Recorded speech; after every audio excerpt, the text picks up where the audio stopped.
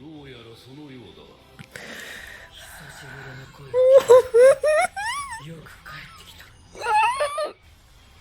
I so happy?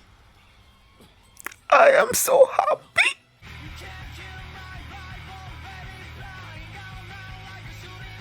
Hi everyone, I'm going to react to Bleach 1000 Year Blood War episode 16, The Fundamental Virulence. Okay. Virulence? Oh. Either way. Last episode, they invaded the city and now you have Hitsugaya facing the Stern Ritter, and he was combining his technique with what's her name? His lieutenant, I'm forgetting her name. But they were thinking that he was gonna be able to do something against what's his name again? Basby. But no. Then you had the stealth captain also with his lieutenant facing another one. Nah. And just they were under the impression they thought they might be able to beat them without their bankai, but it's not looking that way. They are being defeated. But then at the end of the episode, Kisuke reached Mayuri, right? I believe it was Mayuri, right? He reached them and told them that he had found a way for them to regain their bankai back. So I'm like, yay. So yeah, I think that's basically what's happening. Just different battles going on right now. And they did say that they wanted the person whose bankai, the person that stole the bankai, to face the person who he stole the bankai from and kill that person.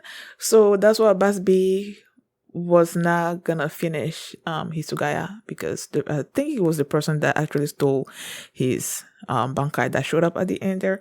So I don't know, man. Hopefully they get their bankai back. But then I still had the question, even if they get it back, can it be stolen again? I guess we'll see. So that's what happened last episode. And before we get into this one, if you guys have my reaction, please give it a thumbs up, subscribe, and please consider supporting me on Patreon at patreon.com/filmini. And now let's start this episode. Then here we go.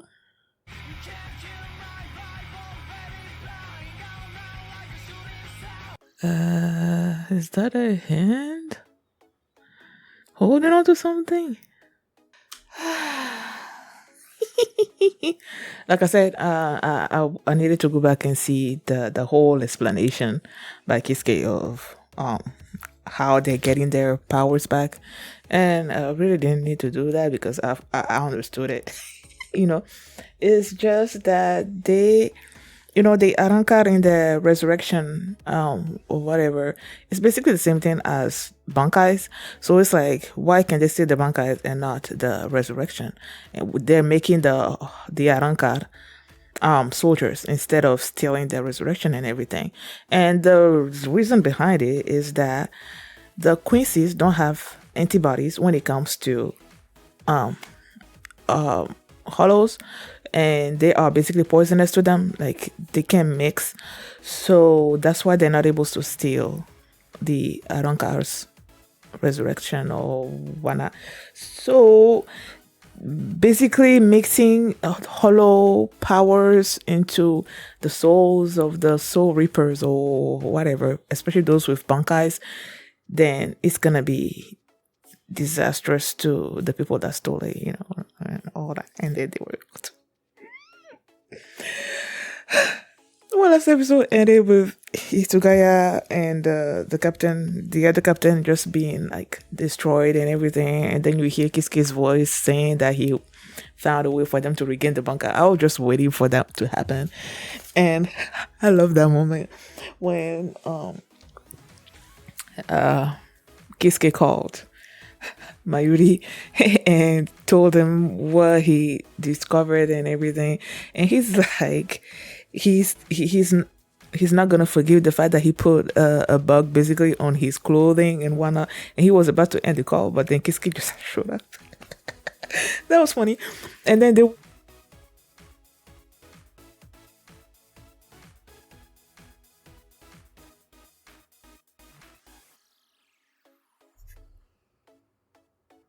Oh my goodness. I just realized that I muted the microphone.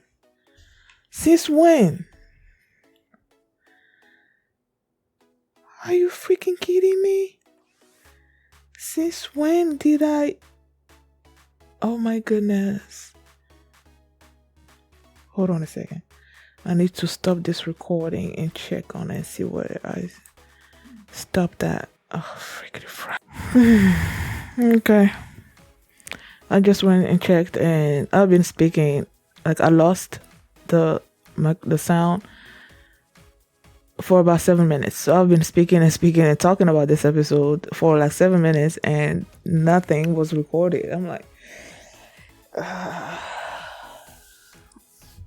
at least it wasn't during the actual reaction itself, because that would have seriously sucked. Okay, well, oh yeah, I stopped that. When stuff like this happen, it just makes me want to stop the recording and just be done with it. Like, I don't know. I was talking about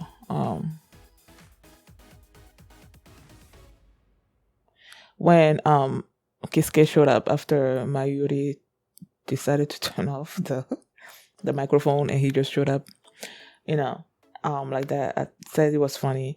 And then they went into his room, the lab, right? That was all illuminated with no shadows and everything.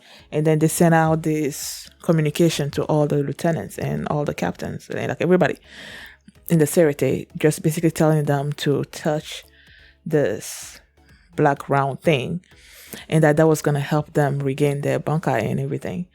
And then you had Isugaya and Matsumoto facing, well, Matsumoto passed out. So it was just Isugaya facing Stern Ritter Iron. And he was telling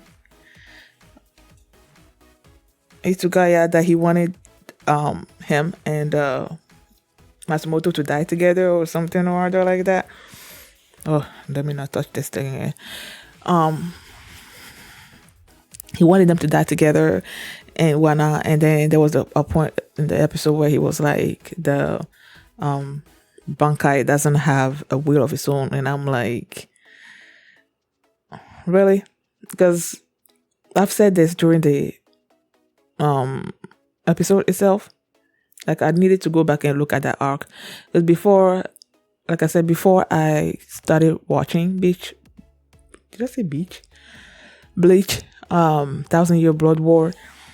It had been years since I've seen the original Bleach. So I'm like, I completely forgot a whole bunch of stuff. So I wanted to rewatch the series again. But I was skipping those arcs that didn't really have anything to do with the main storyline. And one of those arcs was an arc about the Soul Reapers facing their bankais, their swords and everything. So that they have a will of their own. So when this guy said that, I'm like, really? And then Hisugaya touched the thing and Hyorin Maru. He got Hyorin Maru back, and then when he heard Hyorin Maru's voice, like, that was so cool. It made me so happy. And then he defeated. Did he actually defeat or with the fact that, like, he encased him in ice, right? But then you have them all activating this von strict something stern stick whatever. They activated this thing, so I'm like, is that guy also? Did he also activate his thing? So is I don't know, but either way, he was encased there. And then Hisugaya was making his way to Matsumoto, but then he passed out, and then there was this shadowy figure that walked up to him. I'm like, who the heck is that? So that was it with them. And then you had the stealth captain. There are some captains whose names I remember, some that I don't. So it's like, I don't really remember her name until they say it in the episode, and I'm like, oh yeah, that's her name. But yeah, the stealth captain and his lieutenant. The lieutenant saved her from the Stern Ritter, and he put the round thingy in her hands, and she was able to regain her Bankai that way, and then she activated it, and then she launched it at the Stern Ritter. But we still don't know if that Stern Ritter is dead or alive. I feel like he's still not dead. So yeah, so that was it with them. And then Shinji. Shinji was facing these Quincy's that had killed his friends and subordinates and stuff. And because his allies weren't there, he was able to use his Bankai, which turns everything upside down, and he got rid of those Stern Ritters. And then Stern Ritters or Quincy's, I feel like the Stern Ritter are those with the letter assigned to them, but he defeated those Quincy's. And then the girl Stern Ritter or whatever that was looking for Doggy. Yeah, like I said, Doggy is also the one captain whose name I don't remember. So that's why I called her Doggy in this episode. And then the girl also called her Doggy. So I'm like, I guess I'll go with that for now. So Doggy showed up, right? And he told her that he didn't have time for her and that he was going after Yuhabaha. I'm like, I don't see you defeating him. So Shinji also showed up and then told him to go and that he was going to take care of her. And at first, you see her being disoriented and everything, but then Shinji was just acting all confident and all of that, and I'm like, you're being way too confident about this. This is not gonna turn out the way you think it's gonna turn out. And then during all these battles, they kept going to Iwahabaha in his chair and everything. And when that girl was like, I don't know, they went back to Iwahabaha, and he was just looking at the whole thing play out. And I'm like, are you gonna smile because you have something up your sleeve? He didn't actually smile. But then the girl activated the Volstern Ditch or whatever. And then she said something along the lines of the Bankai being in her way. That's why she couldn't use that power. And then Yuhabaha was like, they are gonna regret taking their Bankai back. And he made it seem like the Volstern Ditch was this powerful thing. And I'm like, okay, if it's that powerful, why did you even bother stealing the Bankais? Like, what does that do for you? If it's going to be in the way of you using that power, why did you steal it in the first place? That didn't make any sense to me. Excuse me. Yeah, that did not make any kind of sense at all. So I'm like, what was the point of that? Is it just to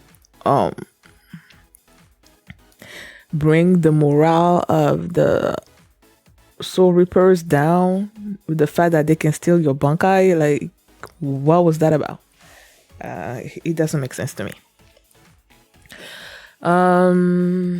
Yeah.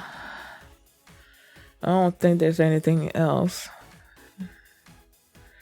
that happened. Oh yeah, at the end there, the after credit, they showed Ichigo still walking toward this gate, and then he's having these flashes, and then his eyes were just different with this sort of like 4 white circles or whatever in his eyes. I don't know what the heck that means, but I guess he's